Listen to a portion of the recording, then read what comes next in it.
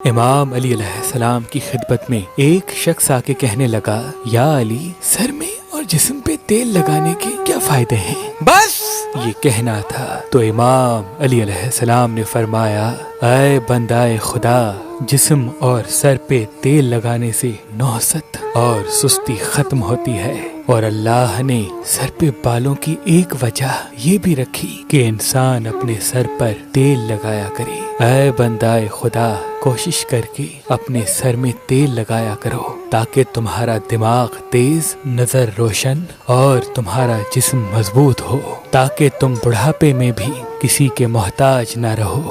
میں نے اللہ کے رسول سے سنا کہ اپنے جسم کا خیال رکھنا بھی ایک عظیم عبادت ہے۔